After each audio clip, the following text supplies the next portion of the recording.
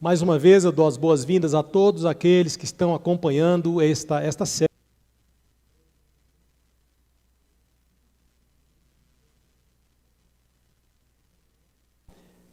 Adventistas Asa Norte, que é o canal do YouTube. Inclusive você que está aqui pode entrar no YouTube, colocar lá na lupa de pesquisa Adventistas Asa Norte. Encontrando o link, você pode mandar para alguém. Fala, ei, está tendo um programa lá, um tema especial dos 10 mandamentos. Entre aí, assista com a gente. Você que está acompanhando, você é muito bem-vindo. Seja ao vivo ou quem sabe depois no gravado, no nosso programa gravado. Que Deus também visite o seu coração. Porque aqui eu sei que nós estamos sendo visitados. Eu tenho certeza disso. Nós já tivemos o primeiro domingo, o segundo. No terceiro domingo, eu pedi o pastor Enio Borba, eu chamo de pastor, ele foi o meu líder de jovens quando eu era garoto. E ele pregou no domingo passado, e estou agora com vocês até o final, tudo bem? Até o 10º mandamento. Hoje é o 4º mandamento, que nós conhecemos, já lemos algumas vezes. Eu gostaria de começar lendo este mandamento com vocês. São quatro versículos. Êxodo capítulo 20, versículos 8 a 11.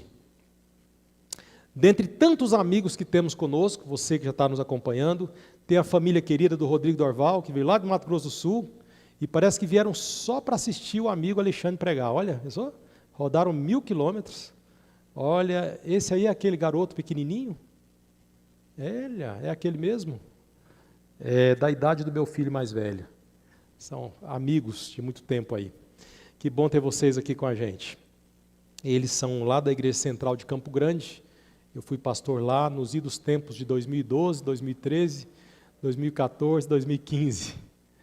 Gente, vamos então para a palavra. Êxodo capítulo 20, versículos 8 a 11. Aparece na tela e você pode acompanhar aí, tudo bem? Na tela está a Almeida Revista Atualizada, a versão usada aqui na nossa tela. Lembra-te do... Vamos ler junto, gente? Vamos lá? Eu vou ler aqui na tela e se você quiser acompanhar a mesma versão, está aqui. Lembra-te do dia de sábado, juntos, para o santificar. 6 dias trabalharás e farás toda a tua obra, mas o 7º dia é o sábado do Senhor teu Deus, não farás nenhum trabalho, nem tu, nem teu filho, nem tua filha, nem o teu servo, nem a tua serva, nem o teu animal, nem o forasteiro das tuas portas para dentro. Porque em 6 dias fez o Senhor os céus e a terra, o mar e tudo que neles há, e ao 7º dia descansou. Por isso o Senhor abençoou o dia de sábado e o quê? E o santificou. Então, se você está vindo hoje pela primeira vez na série, você chega e fala assim, nesta igreja é a igreja do 7º dia, é a igreja que sempre vai falar do sábado, né? Porque você veio no dia do 4º mandamento, tá bom? Já falamos dos outros e se você continuar, nós estaremos também nos outros mandamentos a partir do próximo domingo, seguindo até o 10º. Mas hoje estamos no 4º mandamento, é este. Quantas vezes a sua vida teve uma aparência a uma tempestade? Você em algum momento viveu uma situação tempestuosa, que você ficou agitado, que você ficou preocupado. Sabe, eu vivi uma cena com a minha família, eles vão lembrar muito bem. Eu quero que você entre nessa cena comigo, pela imaginação. Nós estávamos num passeio de barco, com um amigo, que temos uma família querida, inclusive um amigo que eu tenho pedido oração aqui por ele nos cultos de quarta-feira, por uma situação que ele está vivendo, de saúde, o irmão Paulo Moreira. Estávamos ali na sua casa, numa casa que ele tem de veraneio, de férias. Estávamos ali na beira da praia, e aí ele falou, hoje é o dia da gente andar de barco. Aí fomos lá para o lugar onde fica o barco, e a minha mãe, inclusive, que não morava comigo na época, mas estava com a gente lá, e fomos para o local onde ficam os barcos, que é chamado de marina, é isso? O local que ficam guardados os barcos. E então desceu o barco para a água, entramos no barco e entramos ali mar adentro, na direção de umas ilhas bonitas, ali no litoral norte de São Paulo, na região do município de São Sebastião, norte de São Paulo. Então, entramos, estava tudo bem, ele sempre olhava a tábua das marés, quem é do litoral sabe o que é isso. olha a tábua das marés para ver quando a maré sobe, a maré baixa, que hora vem a tempestade, se vai ter chuva. E ele não entra no mar aberto sem olhar tudo isso. Mas ele olhou, analisou tudo. E na época era ele mesmo que pilotava, não tinha ainda um marinheiro, como tem ultimamente. E ele foi pilotando, e a gente foi junto, foi tudo bem. Chegamos lá, naquela ilha, e brincamos lá, e nadamos até a ilha, e foi um dia muito divertido. Um dado momento ele falou o seguinte, o André lembra disso, falou assim, gente, olha, está mudando os ventos estão mudando, o tempo está mudando, nós temos que voltar. Mas foi assim, rápido. Nós não tivemos, recolhe tudo aí, puxa o jet ski, que tinha um jet ski junto para levar até a ilha, puxa, amarra tudo aqui, temos que voltar porque o tempo está virando. Eu não entendo muito dessas coisas, eu sei que todo mundo obedeceu e cada um ficou ali no seu cantinho e de fato estava vindo uma chuva, escureceu o céu e aí nós voltamos para o continente e essa volta foi uma volta interessante, porque a minha mãe inclusive nunca tinha andado de barco e foi a primeira aventura dela de barco, foi o dia de maior emoção, que a gente foi com emoção naquele dia, porque a volta realmente a chuva começou a cair com força. E o vento, o tempo virou de vez mesmo. E o vento açoitava a embarcação. Era um barco até bom, sabe? Assim, em tamanho, sabe? E 30 e poucos pés, que chama, né? Um barco bom. E quem entende de embarcação sabe. Mas mesmo assim a onda estava agitando ele. E tinha uma hora que a gente estava ali em silêncio, mas de repente tinha uma onda que vinha assim, e o barco subia e caía assim. Pá! Você sabe quando tem aquela trepidação nos aviões, que dá aquela queda, mas na água, né? E tum, aí minha mãe gritava, todo mundo, ai, tá, aquele gritinho, né? Eu também gritei, todo mundo, então o silêncio era rompido com os gritos, e todo mundo ali se segurando, e muito vento, chegando em direção, pulando as ondas, o medo, parece que o tempo não passava, parece que o continente não chegava, porque a gente precisava chegar ali na marina para deixar o barco, o medo foi crescendo, e aí de repente nós nos sentimos pequenos demais, indefesos demais, um barco bom, um barco grande, com estrutura, mas diante da tempestade ele parecia nada, parecia uma pena, e aquela tempestade, e de repente tudo muda, quando nós entramos num bolsão de água, que é a parte onde fica a marina. A gente sai do oceano e tem um bolsão, que é a chegada de um rio, que aí entra naquela parte para chegar ali no local onde o barco é colocado lá, guardado. Quando nós entramos naquele bolsão de água, tudo muda. As águas se acalmam, o balanço diminui, a tormenta ainda está lá fora no oceano, mas ali dentro daquele bolsão já não domina mais o barco, e nós ficamos em paz, tranquilos. Aí o Paulo até brincou com a minha mãe, falou, Dona Terezinha, a próxima vez que a senhora vier aqui, eu vou ter um barco maior, né, mãe? Para enfrentar as ondas. Aí brincou com ela, e aí a gente ficou ali um medo, mas já tinha passado o medo, tudo bem. Sabe que a diferença entre estar no mar aberto e estar ali, é que ali nós estávamos fora do perigo. Nós ainda estávamos na água, mas estávamos naquele bolsão de água, onde as águas eram tranquilas. Ainda era água, mas já não tinha tempestade. Ali naquele lugar, mas a tempestade ainda agitava o oceano. A tempestade ainda estava lá fora. E ninguém podia voltar, não tinha nenhum barco indo para dentro, porque todos sabiam que lá fora tinha tempestade, que lá fora não podia estar. O abrigo estava ali, eles não podiam ir para o oceano. Paz não é ausência de tempestade. Paz é presença de abrigo. A tempestade, ela existe. A tempestade está à mercê de muitos, qualquer um de nós. Mas a paz, ela não consiste em vivermos num ambiente onde não existe tempestade de forma alguma. A paz, ela existe num ambiente em que mesmo havendo a tempestade, nós estamos no abrigo. Estamos no bolsão de água. Estamos protegidos. Estamos fora da tormenta. E hoje, nesse estudo, eu quero dizer para você que Deus deseja levar a mim e a você para um lugar chamado de porto, chamado de descanso, que no quarto mandamento é chamado de sábado. E eu vou explicar para você por que isso, hein? Vou explicar por que eu coloco o sábado numa posição de descanso, de um bolsão de água, no meio de uma tormenta que está agitando o oceano lá fora. Para começar, eu vou no ponto de entrada da Bíblia. No livro de Gênesis, lá no início, na abertura de tudo, quando Deus começa e acontece a criação do mundo, em Gênesis, no capítulo 1, versículo 1 e 2, fala que no princípio criou Deus os céus e a terra, o primeiro verso da Bíblia. E ali diz que a terra era o que mesmo? Sem forma e vazia. Ela não tinha a densidade, ela não tinha a atmosfera, ela não tinha nenhum preparo para a vida, era o caos. O mundo, ele começou em desordem total, o mundo começou em desordem total, por isso que veio o processo criativo, veio a criação em 7 dias.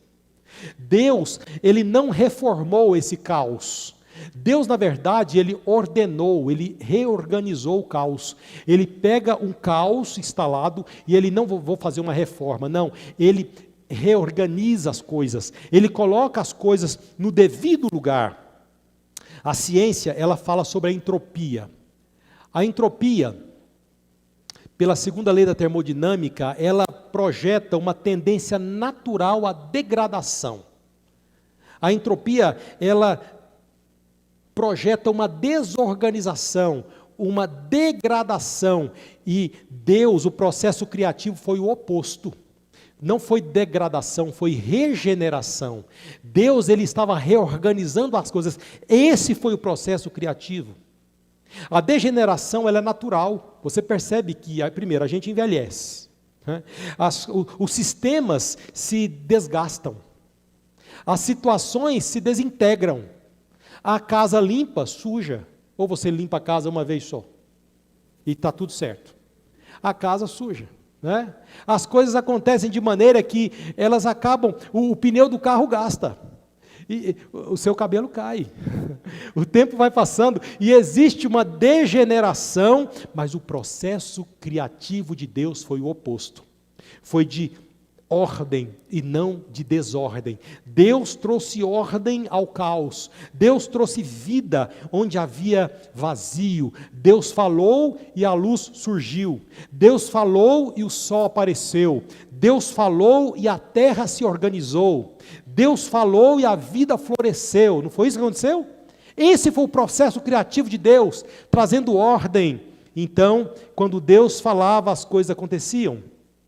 A criação foi esse movimento poderoso de ordem, de ordenamento das coisas, de desordem para ordem, de turbulência para paz. Esse foi o processo de criação, e em cada etapa a Bíblia fala que viu Deus que tudo era bom, não é? Primeiro dia, haja luz, viu Deus que era bom. Segundo dia, o firmamento, e viu Deus que era bom. Para cada dia, viu Deus que era bom. E de repente, no final da criação, ele fala, olha, e eis que era muito bom. Quando fez o homem, né? Quando fez o homem, no 6º dia, eis que esse é mega bom, não é só bom, esse é muito bom. Veja que o processo de Deus foi um processo de ordenamento, de construção, de mudança do caos para a ordem. Isso foi incrível.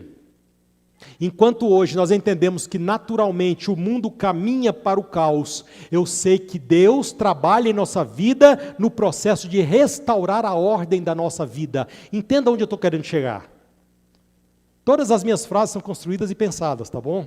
Então eu estou querendo que você entenda que o processo de Deus é para restaurar uma ordem que naturalmente o mundo trabalha para a desordem da nossa vida, da degeneração da nossa vida, dos componentes da nossa vida, no envelhecimento, mas Deus, ele trabalha para nos restaurar neste processo. Onde Deus governa, o caos, ele não tem a última palavra. Onde Deus governa, nós podemos até viver o envelhecimento físico, mas a espiritualidade vai nos renovando até para situações de caos que vamos enfrentar. Por isso que lá em Isaías capítulo 40, né, fala que os que esperam no Senhor, o quê? Renovam suas forças, mais do que os jovens que se cansam, e renovam e voam com asas como águias. Esse é o processo de Deus na nossa vida. Ele trabalha para restaurar a nossa história, restaurar a nossa experiência espiritual. E depois de criar tudo, depois que Ele cria tudo, a Bíblia diz lá no capítulo 2, agora vocês podem colocar na tela, Gênesis capítulo 2, versos 1, 2 e 3. No final da criação, Gênesis 2, capítulo 2, versículos 1, 2 e 3, pode colocar na tela, diz assim, estou aguardando para que todos leiam juntos, né?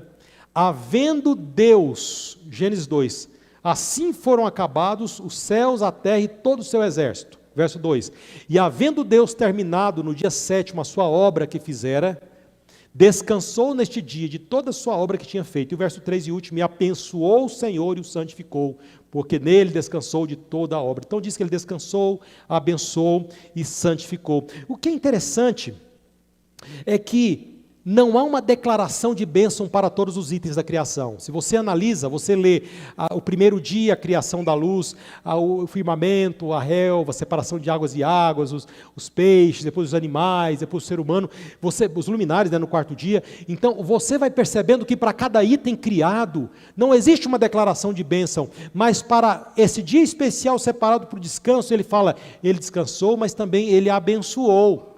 Tem uma declaração de bênção importante, interessante, para esse momento, que é muito mais do que apenas um lugar, é um tempo de encontro com Deus. É muito comum na igreja adventista, você que está vindo aqui como nosso convidado hoje, muito bem-vindo, você é como parte da nossa família, porque você está adorando junto com a gente, começando a semana junto com a gente. Eu quero dizer que para nós, geralmente, quando a gente chega no sábado aqui na igreja, a gente fala, ei, feliz sábado. Ei, feliz sábado. Por quê? Porque para nós, o sábado não é apenas um ambiente aqui, é um ponto de encontro nosso, entre nós e para com Deus. Isso traz também um descanso muito bom para a alma. E a palavra hebraica usada no texto bíblico, lá em Gênesis, é a palavra Shabat. A palavra Shabat é a palavra que a tradução dela, literal, é a tradução parar, cessar, descansar. De fato, esse é o propósito. O sábado, de acordo com o mandamento escrito lá no Antigo Testamento, ele não é apenas um dia da semana, é também um dia da semana. Por isso que eu disse que não é apenas. Esse dia da semana é uma pausa divina dentro do nosso tempo, para que ele possa operar uma regeneração. Entende o contrário da entropia? Olha aí onde eu estou querendo chegar. O sábado é uma pausa divina dentro do tempo humano, como uma interferência de Deus para não apenas nos acolher, mas também para nos reconectar, para fazer uma reconexão. Este é o fundamento, porque nós sabemos que Deus não descansou por cansaço.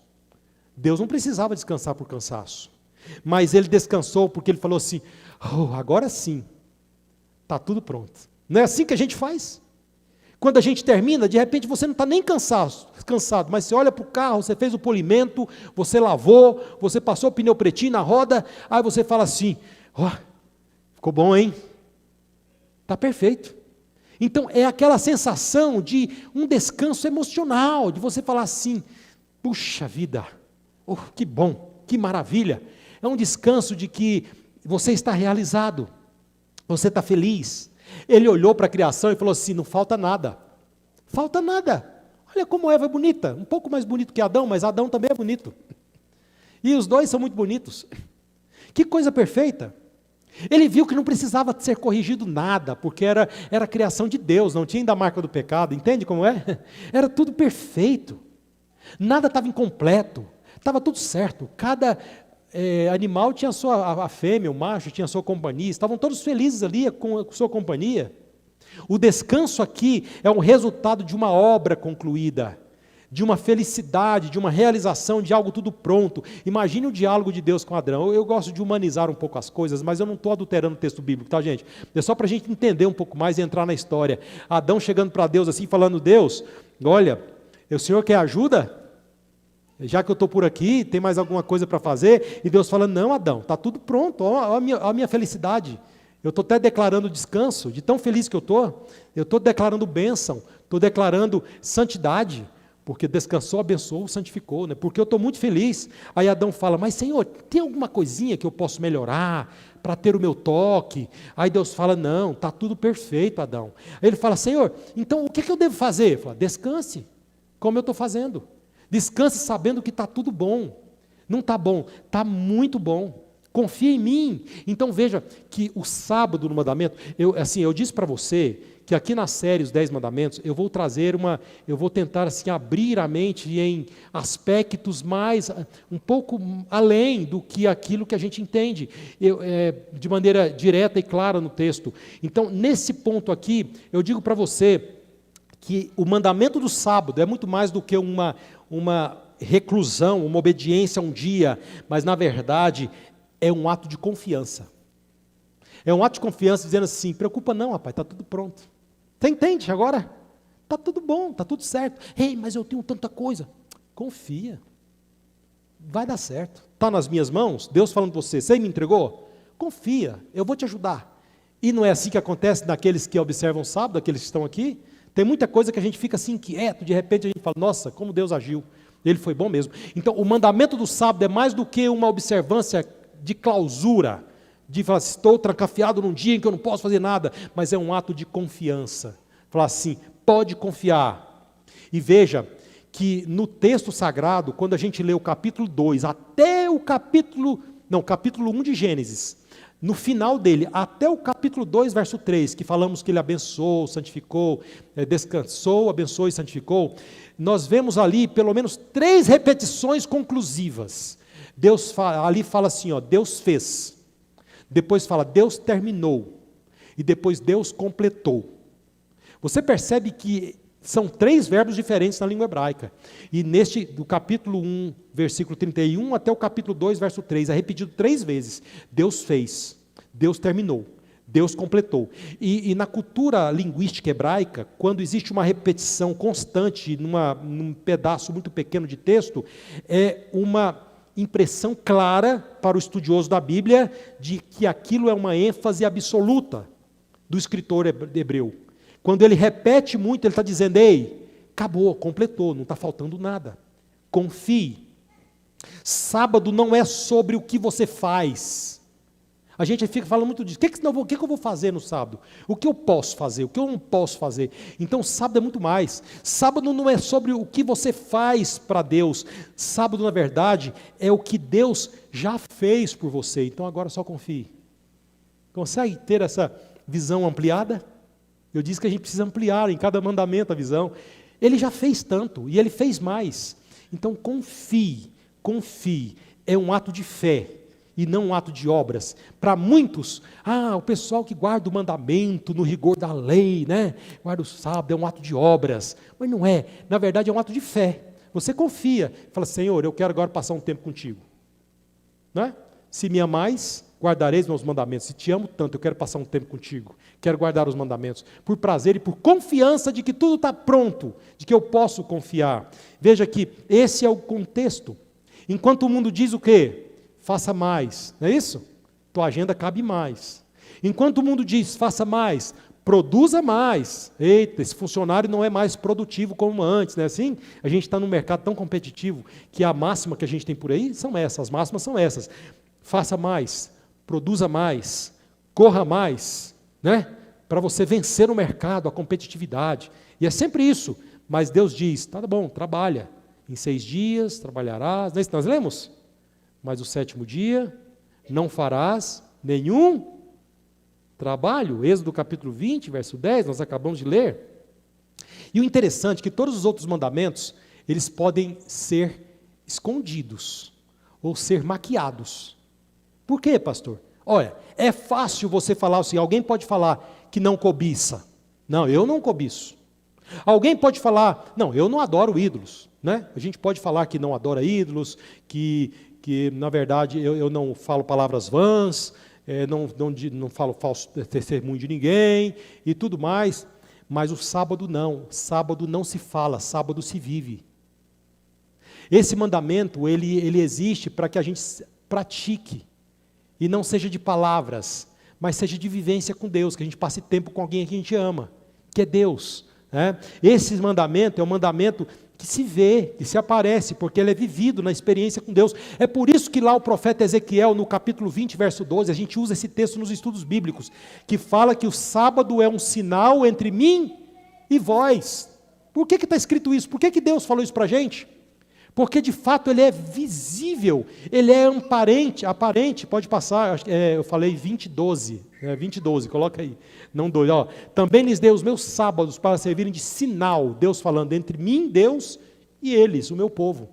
Então é um sinal, é visível. Eu digo que o sinal é a fé, quer dizer, o sábado é um sinal de maneira que a fé se torna visível. Quando nós enfrentamos inclusive uma situação adversa, né? Porque não, eu quero respeitar esse dia para Deus. Não, mas você não pode. Olha aqui, ó, você tem esse processo seletivo, você tem isso aqui. Aí você fica naquela de decidir, eu vou ficar um tempo com Deus, vou adorar, vou buscar, ou eu vou seguir os meus próprios interesses, como está lá em Isaías 58, né? Os próprios interesses. Então aí você fica naquele dilema. Nesse momento, é o momento que nós somos chamados à experiência pública. Por isso que eu digo que o sábado é a fé que se torna pública, quando você fala, não, eu quero viver para Deus, é uma decisão que eu tive para com Deus, e essa declaração pública, ela soa, sabe como? Você dizendo assim, eu confio em Deus. Essa declaração pública de confiança em Deus, ela vem também como você, se estivesse falando assim, minha vida não depende apenas da minha agenda e das minhas qualificações, e dos meus interesses, a minha vida está nas mãos de Deus, e eu sei que Ele já providenciou tudo, e eu confio nele. É isso que está por trás desse mandamento. Existe um conceito por trás deste mandamento, mais do que apenas você reservar um período de horas. Existe um conceito, que eu digo que é uma teologia por trás desse mandamento, que nos impulsiona a respeitá-lo de maneira que nós honremos a Deus e confiemos ainda mais nele. Entende como é? Esse é o aspecto macro. E eu digo mais, parece que tudo que a gente faz ainda não é suficiente, percebeu? Gente, a gente faz tanta coisa e parece que ainda não tem tempo. Um homem estava perto de morrer, já numa situação terminal da sua enfermidade, e ele disse o seguinte, olha, tão pouco realizado, falando da vida, né? E tanto ainda por fazer, reclamando que ele ainda tinha muita coisa para fazer, e fez tanto, mas ainda era tão pouco. Parece que tudo que a gente faz nessa existência ainda não é suficiente. E aí eu puxei algumas informações em dados para trazer para vocês, para que a gente entenda a realidade da vida humana hoje. Primeiro, um artigo da Organização Pan-Americana de Saúde, OPAS, um artigo escrito no dia 2 de setembro de 2025, então é um arquivo recente, menos de um ano. Nesse artigo, o autor ele escreve que mais de 1 bilhão de pessoas vivem hoje com transtornos mentais como ansiedade e depressão, segundo a OMS. Está nesse artigo aqui, escrito em setembro do ano passado. Olha aqui, esse outro artigo da Biblioteca Virtual de Saúde, do Ministério da Saúde, do Governo Federal. A ansiedade e a depressão aumentaram mais de 25% no primeiro ano da pandemia e continuam em forte alta até os dias de hoje, escrito agora em janeiro desse ano. Nunca houve tanta gente emocionalmente sobrecarregada como nos dias de hoje. Você percebe isso? Veja um outro dado, esse de um artigo da Associação Médica Brasileira, escrito agora também em novembro do ano passado, esse artigo. O Brasil vai se posicionando como o país com o maior número de pessoas com ansiedade. Cerca de 18,6 milhões, ou seja, 10% da população brasileira. Um outro artigo agora da Ipsos. Ipsos é um instituto de sondagem da opinião pública, é um instituto francês. De outubro de 2024, a publicação. O Brasil está entre os países mais estressados do mundo, com 42% da população relatando alto estresse.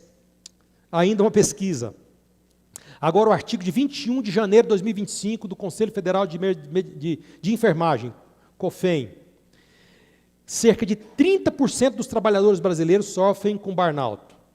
O Brasil é o segundo país com mais casos de burnout no mundo. Então veja, diante de dados assim, nós percebemos que nós trabalhamos cada vez mais, descansamos cada vez menos, e cada vez menos temos uma boa qualidade de vida, ou a qualidade de vida tem diminuído cada vez mais. E no meio disso tudo entra Deus intervindo com um mandamento dizendo o seguinte: ei, pare um pouco, ei, respira um pouco, ei, descanse um pouco. Aí volta o texto: 6 dias trabalharás, verso 9 do capítulo 20, nós já lemos de Êxodo, mas ao 7º dia, verso 10 do capítulo 20, descansarás. Aí vem um outro texto, Marcos 2, 27, que o sábado foi feito por causa do homem. Lembra daquele texto? E não o homem por causa do sábado, Marcos 2, 27. Esses eu estou citando rapidamente, mas alguns aqui já conhecem. Então é um presente. Aí eu digo para você, você tem um celular e você parcelou o celular em 24 vezes lá e comprou o top, né? Não vou fazer propaganda de nenhum celular aqui, mas aquele celular, o mais top, com a melhor memória, o melhor processador octa-core, não sei das quantas, e você fala, esse é o melhor celular, e você tem quantos lá de bateria, né? E você tem bateria para tantos dias, né? Aí você, beleza, estou bem. Aí você fala, não vou carregar, vou parar de carregar, porque o celular é o melhor que tem, é top de linha. Aí você não vai carregar, não precisa carregar não, porque ele é muito bom. Ele vai ficar o tempo todo? Não, ele vai desligar. Ele pode ser o melhor celular que existe, mas ele, se não parar para carregar, ele vai desligar. Nós não somos um aparelho, mas nós fomos preparados também para recargas, para descanso. Se não fosse assim, também não precisaria tanto hoje buscar a medicina do sono e tratamentos para melhorar a qualidade do sono, porque melhorando a qualidade do sono, a gente tem melhor qualidade de vida enquanto estamos acordados, você sabe disso, né? Então, diante disso, a gente percebe que o sábado entra aqui como uma cunha, como se fosse o carregador da alma. É sim, e você que tem o tempo do sábado como um descanso, um oásis, você sabe, quando entra ali nas horas, não dá um relaxamento? Dizem, eu vou falar aqui baixinho, mas dizem que ficar dormindo no sábado parece que é um sono tão profundo. É isso mesmo, gente? Eu não tenho dormido no sábado, não consigo, mas parece que até o sono é um sono relaxador, porque emocionalmente você está o quê? Desligado. Um escritor, ele disse o seguinte, que o sábado é como uma mãe de braços abertos acolhendo um filho cansado. É essa sensação. Por isso que eu digo que no aspecto espiritual, que o sábado é o abraço de Deus numa alma que está exausta, não só fisicamente, por isso que eu digo alma, na vida que está cansada. Mas você sabe que existe uma dúvida aí? Você sabe que tem o criador da dúvida, né? Você sabe que tem o enganador, não sabe?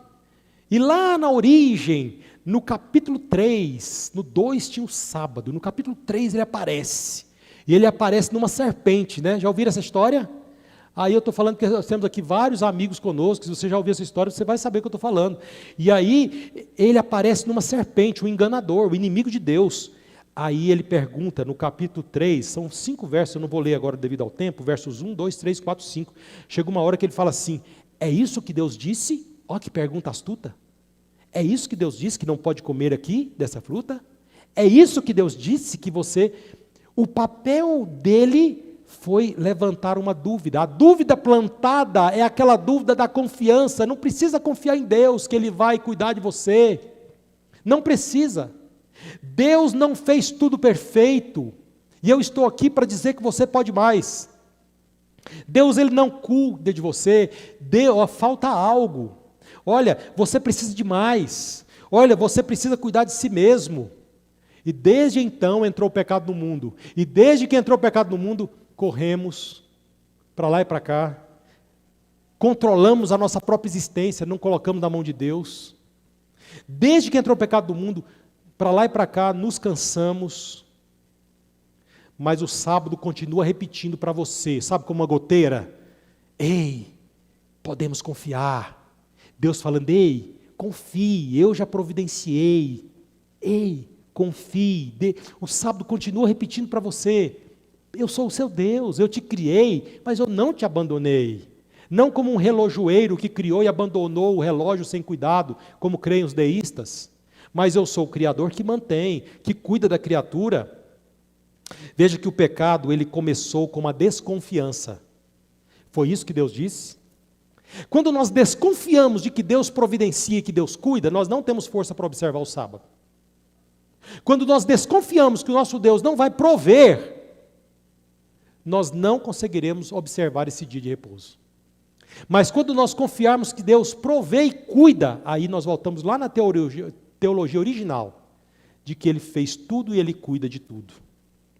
O que eu acho aqui poderoso nessa história, o tempo já está acabando, mas já vou fechar com vocês, é que naquele dia, quando Ele foi criar o sábado, quando Ele criou o homem, Ele olhou para o homem, olhou para tudo e disse, olha, foi tudo bom, e quando olhou para o homem criado, falei, eis que foi tudo muito bom. E aí, criou o sábado. E eu vou agora para um outro cenário, lá quando Jesus veio aqui. Já não era mais, foi tudo muito bom. Já foi uma outra declaração. Quando Ele estava lá no Calvário, naquela sexta-feira à tarde, pregado na cruz, e Ele já não disse mais que era tudo bom. Ele disse, está consumado. Quando Ele disse, está consumado, novamente, Ele entrou no descanso. E se você analisar comigo, Ele entrou no descanso também certo de que estava fazendo a coisa certa, porque também Ele resgataria toda a humanidade. O processo do resgate foi feito numa cruz, e as igrejas todas pregam isso. Assim como no dia da criação, Ele olhou para a criação e falou assim, deu certo, agora eu entrego o sábado, agora eu entro no descanso. Naquele dia Ele olhou e disse, está consumado, deu certo, consegui chegar até o Calvário, agora eu entro no descanso. E foi exatamente no sábado que Ele ficou na tumba e só ressuscitou na manhã do primeiro dia da semana. Aí eu vejo uma relação muito poderosa. Eu vejo uma relação tão poderosa aqui, porque primeiro eu vejo Deus após criar o mundo entrando no descanso. Depois eu vejo Deus após salvar o mundo entrando no descanso também. Aí eu vejo a situação do sábado unindo a criação e a redenção. Aí eu vejo, de uma maneira poderosa, Deus celebrando duas vitórias. Primeiro celebrando que Ele criou você. E depois Ele celebrando que Ele salvou você. E Ele fala, ei, você tem motivos para celebrar. Porque você não foi apenas um ser criado, você foi um ser salvo. Você foi um ser que foi cuidado por Deus, confie nisso. A salvação está garantida para você. Mas a tempestade dentro de cada um de nós, ela é muito forte. Você se lembra de um texto lá de Paulo, em Romanos 7, que ele diz assim, ei, eu quero fazer o bem, eu não faço. Ei, eu luto, eu consinto com a lei que é boa. Eu quero fazer o bem, mas o bem que eu quero fazer eu não consigo, porque o mal está dentro de mim. Vocês já leram isso? Paulo falando disso, o apóstolo Paulo. Sabe o que é isso? É tempestade. As tempestades ficam dentro de nós, e o inimigo de Deus plantando dúvida, sabe? Quando você não tem uma resposta, quando você está inseguro, quando você sabe, será que vai dar certo a minha decisão de guardar o sábado? Será que eu posso confiar? Será que eu posso confiar em Deus? E aí vem uma série de situações, inclusive espirituais. Mas o apóstolo Paulo, que viveu a dúvida, no próprio capítulo 7, no início do 8 de Romanos, ele diz, graças a Deus por Jesus Cristo. E o capítulo 8 ele começa dizendo o seguinte, agora pois, nenhuma condenação há para os que estão em Cristo Jesus. Há um repouso especial para todo aquele que entrega suas tempestades na mão de Deus. Você vive uma tempestade? Você vive uma agitação espiritual, emocional, física? Viva a experiência de guardar o sábado. Viva a experiência de uma relação com Deus, de confiança, de ter um tempo com Ele, de oração, de entrega, de repouso, que também vai lhe dar um alento físico. Viva essa experiência. Veja, o sábado não salva. Ah, porque guarda o sábado para ser salvo, é pelas obras. Não. Eu já falei para vocês, é por amor àquele que nos criou. E por confiança de que Ele cuida de tudo e providencia. O sábado não salva. Ele aponta para aquele que nos salva. Aquele que também, depois da morte na cruz, também passou pelo descanso na sepultura. O sábado nos ensina muitas coisas, que nós não precisamos controlar todas as coisas, podemos colocar na mão de Deus. Que nós não precisamos provar nada para ninguém, precisamos apenas entregar a nossa vida nas mãos de Deus. Que nós não precisamos carregar o mundo inteiro nas costas, nós precisamos fazer o melhor. Mas chega um momento que precisamos sim do repouso, confiar em Deus por completo. Tua vida como é que está? Às vezes sacudida pelas ondas? Às vezes dominada pela ansiedade? às vezes cercada pelo medo. Como é que está a tua existência? Vem para o descanso, como diz Hebreus capítulo 4, verso 1. Vem para o descanso. A tempestade continua lá fora. E se você continuar lá fora, fora do bolsão de água, da marina, do barco, você vai continuar na tempestade. Então vem para dentro, venha para o porto. Você pode descansar, você pode confiar, você pode entregar a vida nas mãos de Deus.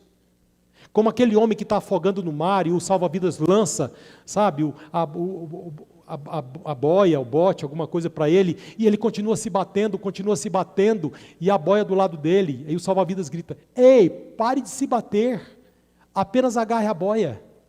É isso. A tempestade continua lá fora, pare de lutar, apenas segure nas mãos de Cristo, confie naquele que já repousou, também descansou, nos dando exemplo. Confie nele, Deus já tem lançado recursos a nosso favor. Por isso nós podemos segurar nos braços dele, entregar completamente a ele, que essa tempestade, essa confusão, esse cansaço, se confiarmos plenamente, experimentando o descanso verdadeiro, honrando esse dia que é o dia que ele separou no mandamento, nós seremos plenamente felizes. A paz que você procura, e eu também procuro, ela não está na ausência de problemas. Eu disse para você que a tempestade continua lá fora. A paz que nós procuramos não está na ausência das lutas, mas na presença de Deus. E na confiança de que Ele domina a sua vida e a sua existência. Por isso que esse dia, que é o quarto mandamento, de respeito a Deus, não é apenas um dia para parar. Na verdade, é um convite para você aprender a descansar em Deus e confiar nele para sempre. Você deseja isso para a sua vida? Você deseja colocar na mão de Deus sua vida, dizendo: Senhor, eu ainda não estou adorando o Senhor dessa forma, guardando o sábado. Você que é nosso convidado, está aqui hoje, acompanhando no nosso canal do YouTube. Mas eu quero viver essa experiência, quem sabe um dia, eu quero viver essa experiência de confiar, desse relaxamento espiritual, para que eu continue tendo qualidade de vida, e eu não entre nas estatísticas alarmantes que o pastor citou lá. Eu quero viver plenamente para o Senhor, para que eu tenha qualidade de vida também com as pessoas ao meu redor. Você deseja falar isso para Deus agora? Se você deseja do fundo do seu coração, eu quero que você fale isso para Deus em oração aí onde você está. Você poderia ficar em pé e orar, falando com Deus? Você se posiciona e diz: Senhor, eu estou aqui, em pé, dizendo que não tem sido fácil, a vida realmente é agitada demais.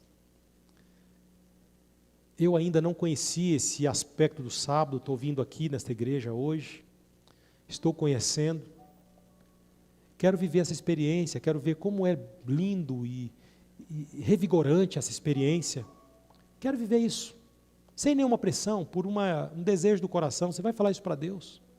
Ou talvez você que já está por aqui mesmo, já vivendo essa experiência, mas aí entrou numa rotina que tem feito com que o que era sagrado já não é tão sagrado mais. Sabe como é?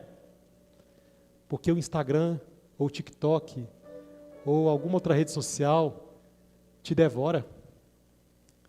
E de repente você está passando ali, né, dedinho para cima, e quando você percebe, você já está sendo atingido, agitado por tanta coisa. Aí você diz: Senhor, eu acho que eu posso ter uma vida melhor contigo no sábado. Conheço, já vivi a experiência, mas a rotina sagrada parece que fez com que o sagrado se tornasse comum. Senhor, me ajuda para que eu possa ter uma experiência mais profunda de descanso contigo no sábado. Falei tudo isso para você repetir, tá bom? Então você pode falar com Deus agora. Eu vou deixar que você fale com Deus agora, pelo menos no próximo minuto ou 2 minutos.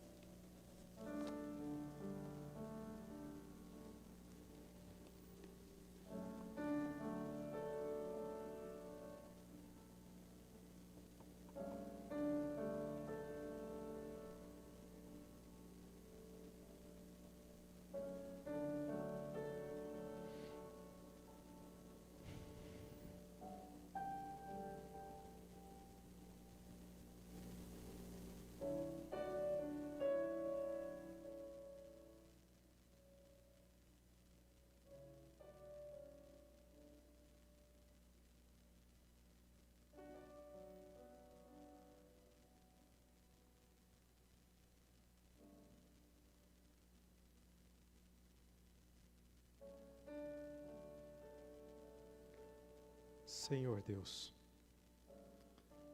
entendemos que